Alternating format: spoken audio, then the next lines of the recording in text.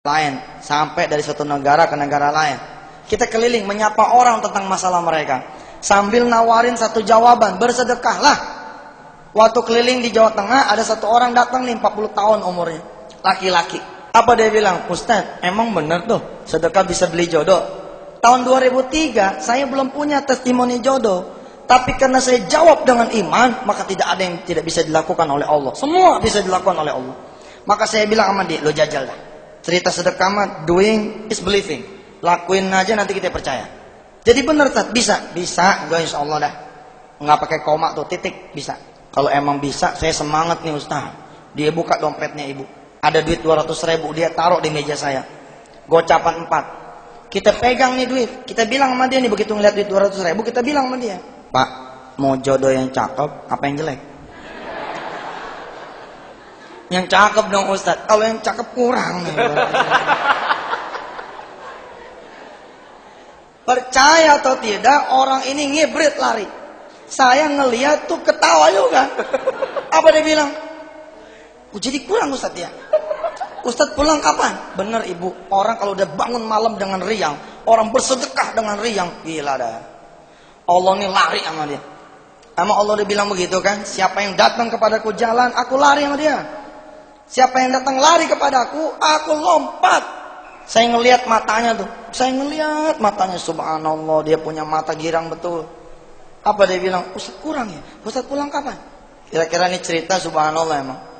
Saya bilang saya pulang sore ini juga. Tungguin Ustaz, saya akan balik lagi. Dia balik lagi Pak. Begitu saya di mes saya, udah lupa sama nih orang. Lupa, saya pikir juga dia paling gak balik lagi gitu. Waktu saya pulang ke mes saya, ada perempuan ngaduin masalah jodoh juga. Kita udah ngobrol sama dia nih, tiba-tiba ada suara assalamualaikum, assalamualaikum gitu. Begitu buka, nah ini dia, saya bilang.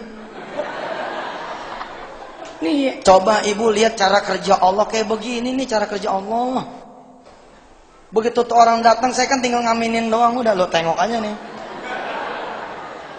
Jadi itu dia, subhanallah. Kejadian nggak kalau dia nggak nambahin? Nggak kejadian. Karena dia nambahin, masih ada di rumah, cepet jadi.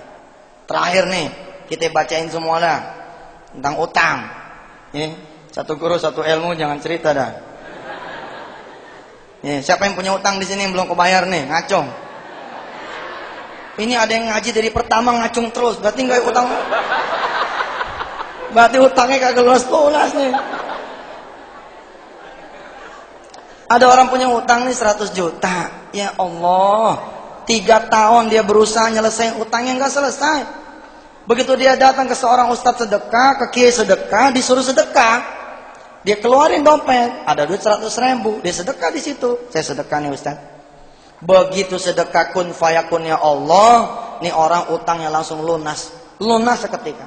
Bagaimana ceritanya utang jadi lunas tuh Ustaz? Rupanya begitu dia pulang dari rumah si kiai, dia nyebrang.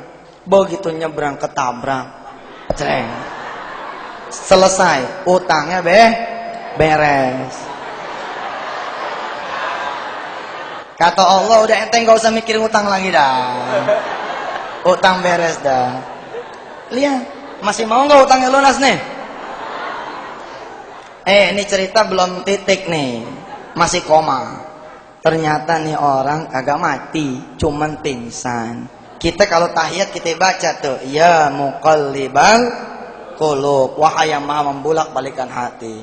Di kemudian hari ternyata utang si fulan dibayarin sama yang nabrak. Lihat, innama amruhu idza arada syai'an ayyaqula lahu kun fayakun.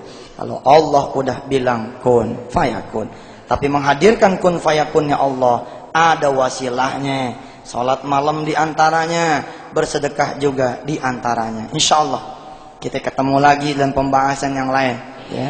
Kita tutup dulu taklim kita kali ini. Hadanallahu ayyakum ajma'in. Assalamu alaikum warahmatullahi wabarakatuh.